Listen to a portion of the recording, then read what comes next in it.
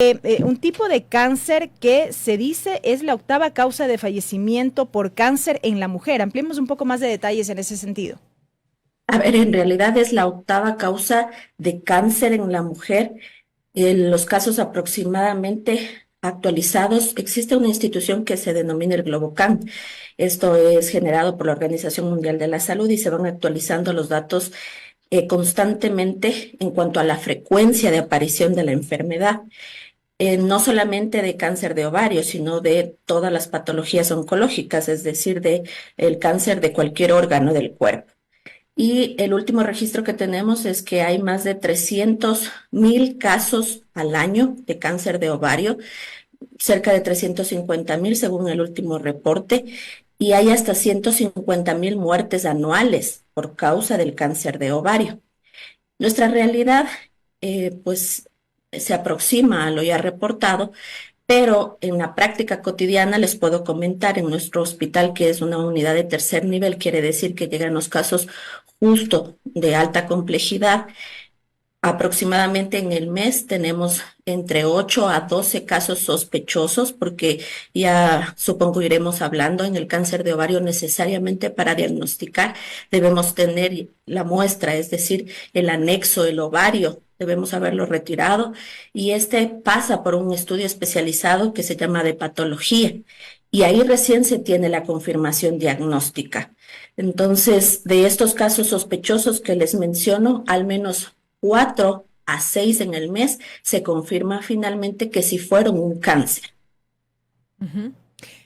Decimos también que con frecuencia este tipo de cáncer se detecta ya en una etapa tardía. Sí, lamentablemente lo peculiar de este tipo de cáncer es que no tiene una sintomatología particular.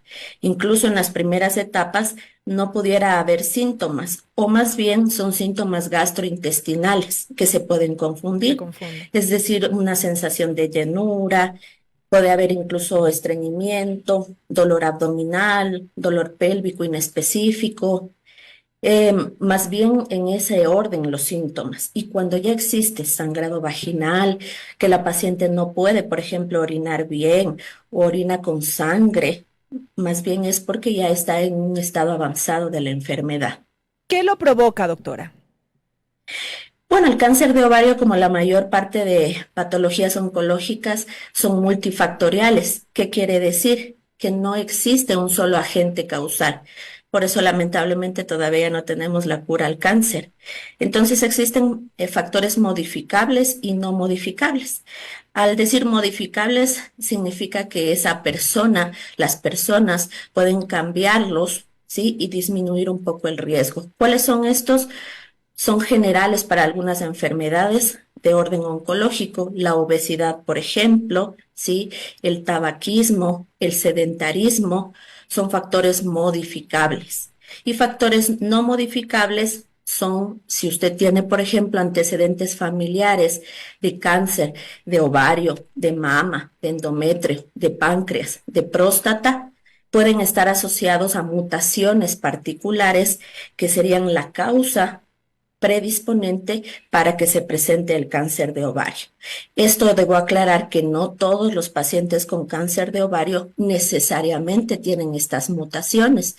Las mutaciones son alteraciones ya con las que nace la persona, una predisposición para que se pueda entender, ¿sí? En el núcleo de sus células, de forma que sumado a estos factores modificables que les decía, finalmente puede conseguir que se exprese la enfermedad.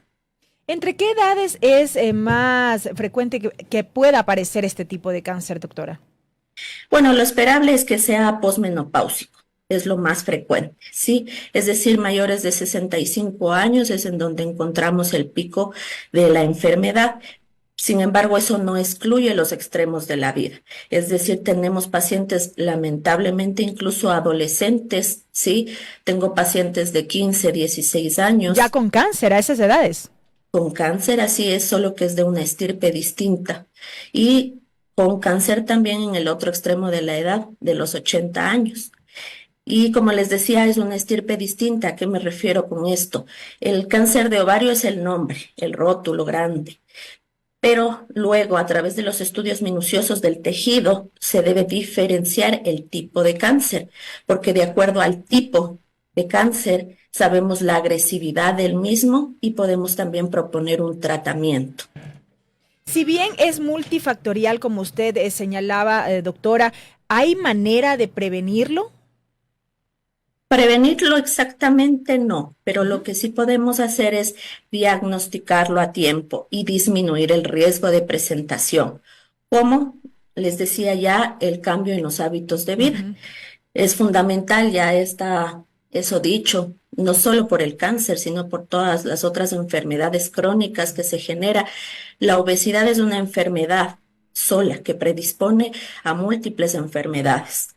¿Por qué? Porque sucede que el panículo adiposo es un depósito de la materia prima para que se puedan generar hormonas que son el agente principal desde donde se pueden reproducir este tipo de cáncer. No solo el cáncer de ovario, sino el cáncer de mama, el cáncer de tiroides también está relacionado con la obesidad. El tabaquismo. El tabaco tiene agentes que son muy tóxicos y que pueden dañar a largo plazo células que fueron normales. La alimentación también es fundamental y pues actividad física rutinaria. Con el diagnóstico temprano, ¿a qué me refiero? El que no necesitamos tener síntomas para buscar una atención oportuna, porque como comencé diciéndoles, no existen síntomas particulares. Entonces ahí viene el beneficio del tamizaje oportuno. ¿Qué significa tamizaje? Realizar estudios que me permitan identificar casos tempranamente.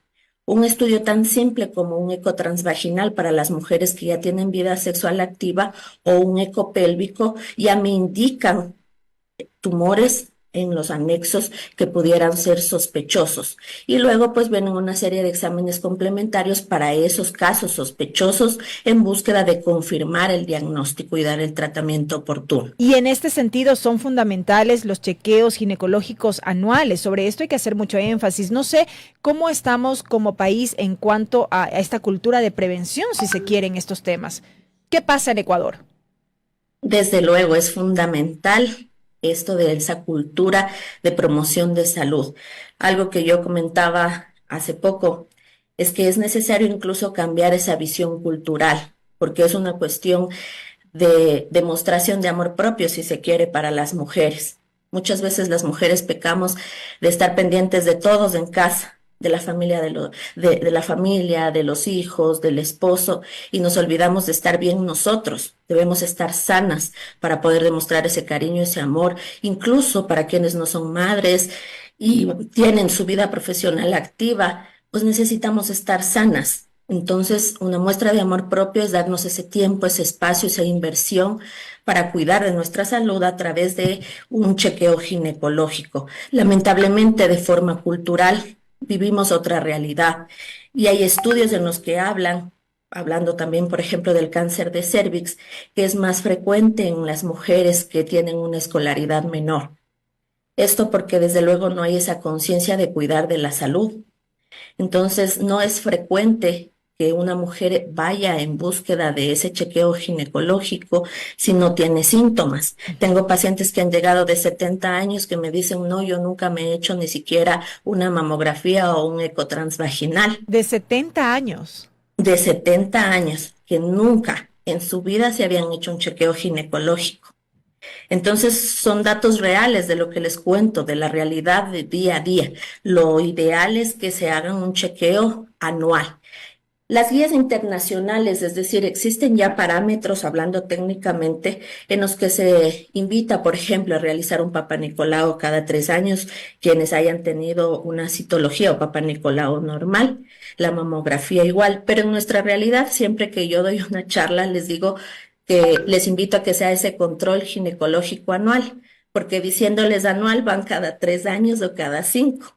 Si les digo que vayan cada 3 años, les he de ver cada 10. Ujú. Entonces, por eso es que la conciencia es a que por lo menos el chequeo sea anual.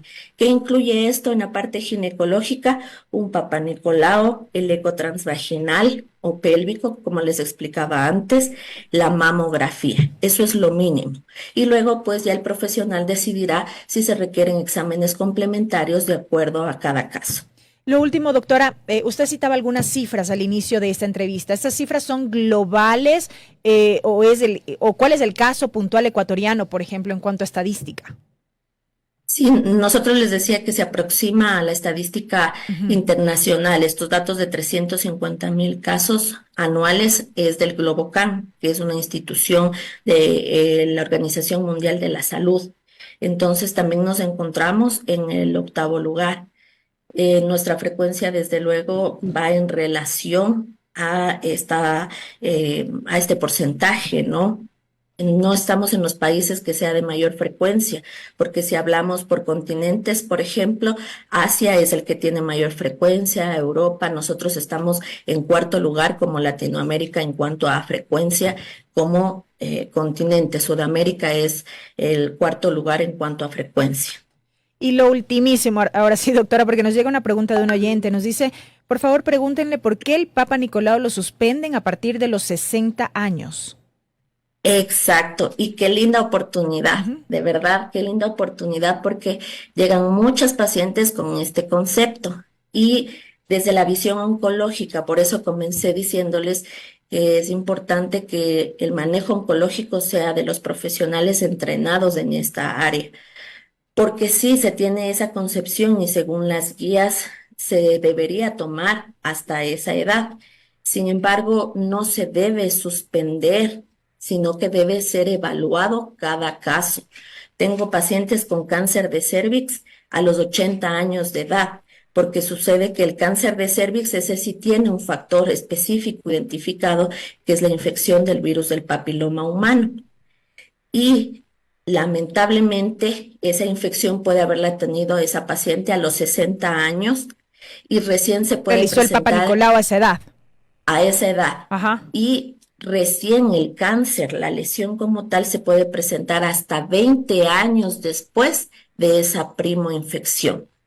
Entonces, por eso no es que se excluye que una mujer de 80 años pueda ya no tener cáncer solo por la edad. Y eso pasa mucho. Tengo pacientes con cáncer de cervix que me dicen, pero yo ya me divorcié hace 20 años, o pacientes de 80 años que ya su vida sexual la suspendieron hace igual 15, 20 años. Entonces, no es excluyente, eso es lo que las guías recomiendan para la población general.